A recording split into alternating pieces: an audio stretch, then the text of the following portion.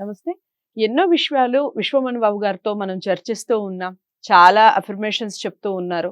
చాలా మంది కనెక్ట్ అయ్యారు అని, ఫీడ్‌బ్యాక్స్ చూడాలి అని చాలా వరకు చెప్తూ ఉన్నారు. అయితే మనం కొన్ని నమ్మాలి అంటే కొన్ని పాటించాలి. ముందు పాటిస్తేనే కదా దాన్ని నమ్మాలో లేదో మనకి ఒక క్లారిటీ వస్తుంది. సో, ఒకసారి పాటించి చూడండి. ఏం ఖర్చుతో కూడుకున్న పని కూడా కాదు కాబట్టి. ఇక ఇప్పుడు నేను అడిగే ఈ ప్రశ్న మీ అందరికీ కనెక్ట్ అయ్యే విషయం. తప్పకుండా వీడియోని స్కిప్ చేయకుండా చూడండి. నమస్కారం. నమస్తే అండి. విశ్వమణి బాబు గారు, మనం ఏది కావాలో అది ఖచ్చితంగా మనం అడగలేకపోతున్నాం. ఎస్. కారణం ఏంటంటారు? మీరే కారణం. బాధల్లో, అప్పుల్లో, కష్టాల్లో గురిపో ఉంటారు కాబట్టి మీ కోరికలు అనేది ఎగస్ట్రా పుట్టవు. ఓకే. వేరే ఆలోచన రాదండి. వాళ్ళకి రావు. అంటే అంతే చెప్పాను, ఆలోచించే విధానం పిసినారితనంతో ఆలోచిస్తారంటే ఇక్కడే భయం, అక్కడే బాధలు, అక్కడే కష్టాలు. మనం కూడా ఒక అంబానీ అండి. అయిపోవాలని కోరుకోవాలని. అంత దూరం కాకపోయినా కనీసం నీ అవసరాలకు మించి కోరుకోయమే. ఓకే. ఒక ఎక్కువ లేకపోయినా, అంబానీ కాకపోయినా పర్లేదండి. నీ అవసరాలు కష్టాలు ఉన్నాయి కదా, నీ చుట్టూ బాధలు ఉన్నాయి కదా, అయ్యని అంటే ఇప్పుడు ఎగ్జాంపుల్ అంటే ఇప్పుడు నా ఉద్దేశం ఏంటి అంటే అసలు కోరికలకి అంత అనేది ఉంటుందా? అంతే లేదండి, దానికి అంతమే లేదు. అంత పెట్టకూడదు మనం. అంత ఎందుకు పెడతావు?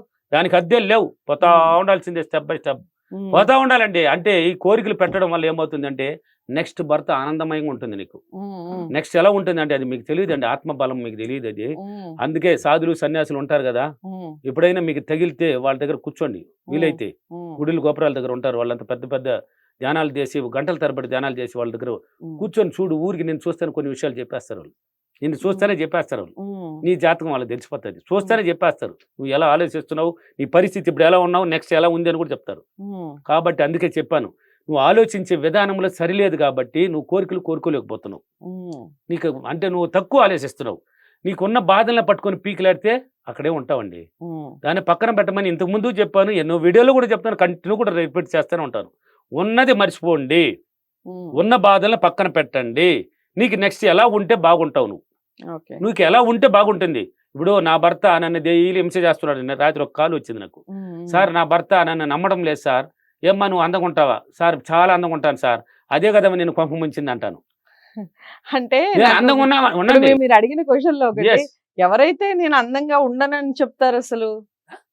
ఎవరైతే ఫోన్ లో మీరు అందంగా ఉన్నారా అని అడిగారు కదా, పాజిటివ్ ఉన్న వాళ్ళు చెప్తారు, నెగిటివ్ లో ఉన్న వాళ్ళు చెప్పరు. సార్ నేను మామూలుగానే ఉంటాను సార్. ఇంకా చెప్పాలంటే కొంతమంది సార్ నేను నల్లగా ఉంటాను సార్, బాగానే ఉంటాను సార్. వాళ్ళకే తెలియదు వాళ్ళ అందం. ఎవరైతే పాజిటివ్ ఉంటారంటే వాళ్ళు ఎలా ఉంటారనేది అది అక్కడ చెప్పింది వాళ్ళు. వాళ్ళకి తెలుసు గురువు గారు ఏం అడుగుతున్నారు అనేది. ఈ సబ్జెక్ట్ తెలిసిన వాడు ఏం చెప్పుకోవాలి, నేను ఎలా ఉన్నా అనేది మర్చిపోయి ఎలా ఉంటే బాగుంటాననేది వాళ్ళకి తెలుసు. సార్ నేను సూపర్ సార్, ప్రపంచంలో నన్ను మించిన అందుకైతే చూడలేదు సార్, ఎక్సలెంట్ గా ఇస్తారు. అప్పుడు అబ్బా హ్యాండ్స్ అప్ అంటారు. ఎందుకో నువ్వు సబ్జెక్ట్ పట్టుకుంటున్నావు అని అర్థం. నిన్ను గురించి నువ్వు నమ్ము, నిన్ను నువ్వు తెలుసుకో, నువ్వు ఎందుకు పుట్టావు భూమి మీద అంటే నువ్వు ఒప్పుకోవాలండి. నువ్వు అన్ని విధాలుగా మంచిదాన్ని అని ఒప్పుకోవాలి, మంచివాడని ఒప్పుకోవాలి, అన్ని ఉన్నవాడని ఒప్పుకోవాలి. ఈ ఒప్పుకున్నప్పుడు మాత్రం ఇన్నర్ మైండ్ ఆనందపడుతుంది, అది మేల్కోవడానికి అన్ని అవకాశాలు ఏర్పరచుకుంటుంది. నువ్వు డైలీ ట్రైనింగ్ ఇస్తున్నావు కదా, అందుకే ఆలోచన. నువ్వు ఇప్పుడు ఎగ్జాంపుల్కి మీరు అట్నే ఉన్నారు కదా, బాధలో ఉన్నారు కాబట్టి వేరే కోరిక మీద పోదు. ఈ అప్పులు, ఈ బాధలు, ఈ సమస్యల మీద పట్టుకొని పీకులాడుతూ ఉంటుంది. నెక్స్ట్ కోరుకోవాలంటే మనం ఎక్కడే చేస్తున్నామా, ఈ బాధలని తట్టుకునేదే కష్టంగా ఉండదా. నాకు కావాలి చీర, పట్టు చీర, ఏమే రేపు ఫంక్షన్ పోవాలి కదా, ఎదురు చీర ఎత్తుకుంటా ఇక్కడ ఉండే తీర్చు మళ్ళీ చూద్దాంలే అంటే ఈ బాధలో కూర్చుకుంటా, దాని మీద బాలేదు. ఇది అట్లా తోసేసినావు అనుకో, దాని మీద పోతుంది నీకు. ఇది అవుతుంది, ఇది సింపుల్ గా చేస్తాను అనేసి అనుకున్నావు, పట్టు చీర మీద పోతుంది, నగల మీద పోతుంది, ఇంకా వేరే ఆలోచన మీద పుట్టిస్తుంది. దీనికి అంత కారణం నువ్వే. నీ మైండ్ని వాడుకునే విధానం సరిలేదండి. అందుకే ఒకటి కావాలంటే ఒకటి ఇచ్చేయని మళ్ళీ మళ్ళీ ఎందుకు రిపీట్ చేస్తున్నా అంటే, పాత జీవితంలో ఉన్నావంటే అక్కడే ఉంటావండి నువ్వు. పాత జీవితాన్ని పక్కన పెట్టు అన్నాను. కొత్త జీవితంలో అడుగు పెట్టినట్టు ఒక ఆలోచన పెట్టుకో. ఈ రోజు నుంచి నా జీవితం స్టార్ట్ అయింది, అదృష్టం పుట్టింది నాకు, ఈ రోజు నుంచి స్టార్ట్ అయిపోయింది నా యోగము అనేసి కొత్తగా ఆలోచించు. ఇల్లు లేదా, ఇల్లు గురించి ఆలోచించు. బంగారు లేదా, బంగారు గురించి ఆలోచించు. చీరలు లేవా, మంచి చీరలు, మంచి నైటీలు, మంచి ప్యాంటు షర్ట్ కావాలన్నా దాని మీద ఆలోచన పెట్టు. పొలం కావాలన్నా, లేక మంచి లగ్జరీ లైఫ్ కావాలన్నా, కారు కావాలన్నా, దాని మీద ఆలోచన ఒక్కొక్కటి పెట్టు. అన్నీ ఒకేసారి పెట్టకపోయినా కూడా భయం అయితే కూడా ఒక్కొక్కటి పట్టుకో. ఊరికే టెస్టింగ్ చేయండి. నేనేమో ఒక అడుక్కోమనిలే, నేను ఒకరి కాళ్ళు పట్టుకోమని చెప్పలే, ఒకరి దగ్గర పోయేసి బెహాన్ నాకు ఇలా చెప్పించని అడుక్కోమనిలే. నిన్ను నువ్వు నమ్మి నీకేం కావాలన్నా నీ మైండ్కి ట్రైనింగ్ ఇచ్చుకో. నీ మైండ్ ద్వారా ఆలోచించు, నీ మైండ్ ద్వారా బాగా పట్టించు. అది పదే పదే, అందుకే విజువలైజేషన్ చెప్పాను ఇవన్నీ జరగాలంటే మీ మైండ్ కొంచెం ఊహించుకోవాలి. పాజిటివ్గా రావాలి, కొంచెం పాజిటివ్గా రావాలి. అప్పుడే ఆ ఊహలోకి పోగలుగుతుంది. అది పోలేకపోతే పోదు. దీనికంతా చెప్పించాను. అన్నిటికన్నా పవర్ ఒకటి ఉంది అని, కృతజ్ఞత భావం. ఎన్నో వీడియోలో చెప్పాను. ప్రతి దానికి ఇప్పుడు ఎగ్జాంపుల్ చూడండి. ఈ స్టూడియో నాకు అన్ని విధాలుగా సహకరించినందుకు స్టూడియోకి కృతజ్ఞతలు, యాంకర్కి కృతజ్ఞతలు, కెమెరామ్యాన్లకి కృతజ్ఞతలు, కెమెరాలకి కృతజ్ఞతలు, ప్రసాద్ గారికి కృతజ్ఞతలు, టేబుల్కి, చైర్లకి కృతజ్ఞతలు, లైట్లకి, ఏసీలకి, ఫ్యాన్లకి, అన్నిటికీ కృతజ్ఞతలు. ఎలా ఉంది ఈ కృతజ్ఞత చాలా భావం? విచిత్రంగా విచిత్రంగా ఉంది చూసే వాళ్ళకి, కొత్త వాళ్ళకి. నాకు ఈ మణిబాబుకి వచ్చి అది చాలా ఆనందంగా ఉంటుంది. ఆ కృతజ్ఞత భావం ట్రైనింగ్ అయిపోయింది సంవత్సరాల తరబడి. అది ఆటోమేటిక్ వస్తుంది. అది నిన్న కొంచెం కొంచెం మార్చేస్తుంది, నిన్ను తెలియకనే మారుస్తుంది. అప్పుడే ఇన్నర్ మైండ్ మేల్కొనేది.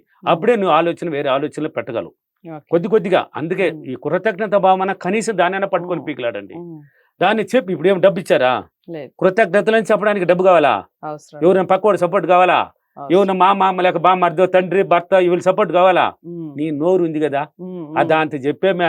వంటగదిలోకి పోతే ఈ మణిబాబుని గుర్తు చేసుకోండి ఒకసారి. ఈ మణిబాబుని వంటగదిలో ఆడవాళ్ళు ఉన్నారు కదా, మణిబాబు విశ్వమణి బాబు ఏమన్నాడు? డబ్బు సంపద, డబ్బు సంపద. పాట పట్టుకో. ఆ పాట పాడుతూ ఏం చెప్పాలి? గ్యాస్కే కృతజ్ఞతలు, లైటర్కే కృతజ్ఞతలు, కుక్కర్కే కృతజ్ఞతలు, బియ్యానికే కృతజ్ఞతలు. ఏమండి చెప్పడంలో కూడా పెసరాచారం. ఎందుకండి ఇలా ఉన్నారు? ఎందుకు ఇలా ఉన్నారు? సో మీరు అన్న ఉండండి ఒక మాట వినండి. అక్కడ కొన్నాళ్ళు ట్రై చేసి చూడు, మీ ఆనందానికి అద్దు ఉండదండి. నేను రాసిస్తాను దానికి. మీ సంతోషానికి అద్దు అనేది కనపడదు.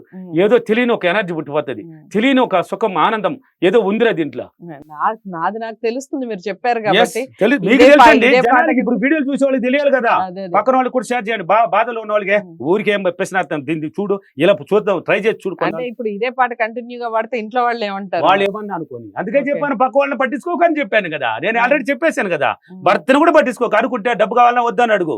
భర్త ఏమన్నా ఏంది నీకు వాళ్ళ ఏంది ఎప్పుడు చూసిన ఏదో వాగుతున్నావు అనుకో, నీకు డబ్బు కావాలా వద్దా అని అడుగు. ఇస్తే ఆన్సర్ అడుగు. భార్య అనుకో, భర్తను అడుగు, ఏమంటే డబ్బు కావాలా వద్దా? కావాలి అంటే నోరు మూసుకొని కూర్చో.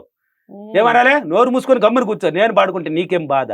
నేనేమైనా పనికిరాంది పాడుతున్నానా, లేక సినిమా పాట పాడుతున్నానా? డబ్బు ఏం కావాలి? ఈ డబ్బు ఉంటేనండి ఈ రోజు అందంగా తయారయ్యారంటే. మీరు అయినారు కదా, ఎలా వచ్చింది నీకు అది? ఈ డబ్బు ఉంటేనే వస్తుంది. డబ్బు లేకపోతే ఏమి రాదు. మీ అందరికి సహాయం చేసుకోవాలని, షేర్ కావాలని వస్తుందా? ఏమి రాదు కదా. పాడేమే ఊరికే కృతజ్ఞత భావం చెప్పేమే. అలా చేసి చూడు, కొన్నాళ్ళు ట్రై చేసి చూడండి. ఆటోమేటిక్ ఆలోచన పెరిగిపోతుందండి మీకు. అప్పుడు పుడుతుంది. ఇప్పుడు అన్నారు కదా, కోరుకోలేకపోతున్నాము, ఎందుకు వేరే ఆలోచన పోలేకపోతున్నాం. అప్పుడు వెళ్తావు, నీకు పుడుతుంది అప్పుడు. అందుకే ఈ మణిబాబుని గుర్తుపెట్టుకోండి. జెంట్స్ అయితే మా ఆడవాళ్ళు ఇలా చెప్పాను వంటగది, మగవాళ్ళు ఏం చెప్పాను, ఒక కారు, ఒక బైక్ ఎక్కినా, నడిచిపోతూ ఉన్నా, మణిబాబు ఏం చెప్పినాడు? విశ్వమణిబాబు ఆ డబ్బు, ఆ సంపద పాడేమే. కర్ణాటక వెస్టర్న్ అన్ని కలిపే కుమ్మేమే. ఏం పోయింది? పాసిపోయింది అక్కడ. నువ్వే ఇళయరాజా అనుకోయేమా? నువ్వే అనుకో, ఏ రహమాన్ అనుకోయేమా? కలిపి కుమ్మే పోయేమా? ఏం పోయింది పాట? పాడుకుంటా చూడు, కొన్నాళ్ళు ట్రై చేయి. ట్రైయే పెట్టాను నేను, ఎక్కడ కష్టపడమని చెప్పలే, సులభమే. ట్రై చేసి చూడు, నీ మైండ్ బలుగుతుంది. అవతల వస్తుంది ఆలోచన, గొప్పగా తీసుకెళ్తుంది. ఓకేనా? ఈరోజు అఫర్మేషన్. నేను ప్రతిరోజు చాలా సంతోషంగా నా మైండ్నే పాజిటివ్గా ఆలోచించి, ఉన్నతంగా ఆలోచించి, నేను అనుకున్న కోరికలన్నీ నెరవేర్చుకొని హ్యాపీగా ఉన్నందుకు డబ్బులకే విశ్వానికి చాలా చాలా కృతజ్ఞతలు. Thank you universe, thank you money. So డబ్బులు విశ్వానికి కృతజ్ఞతలు చెప్పేశారు విశ్వమణి బాబు గారు. మీరు కూడా డబ్బు సంపద అనుకుంటూ ఉండండి. ఖచ్చితంగా డబ్బు మీకు వస్తుందట. ఎంతవరకు వస్తుంది ఏమిటి అనేది కామెంట్ బాక్స్ లో తెలియచేయండి. నిజంగా వచ్చిందా? ఇలా మీరు ఫాలో అవుతున్నారా? విశ్వమణి బాబు గారి వీడియోస్ చాలా ఉంటాయి, మీరు ఎప్పుడైనా ఎక్కడైనా చూసి ఫాలో అయ్యారు. ఈ విషయాలన్నీ కూడా కామెంట్ బాక్స్లో తెలియజేస్తూ, విశ్వమణి బాబు గారిని మీరు కలవాలి అనుకుంటే స్క్రీన్ మీద కనపడే నెంబర్కి కాల్ చేయండి. వీడియోని లైక్ చేసి షేర్ చేయండి, ఛానల్ని సబ్స్క్రైబ్ చేసుకోండి. మరో మంచి వీడియోతో మళ్ళీ మీ ముందుకు వస్తాను. నమస్తే.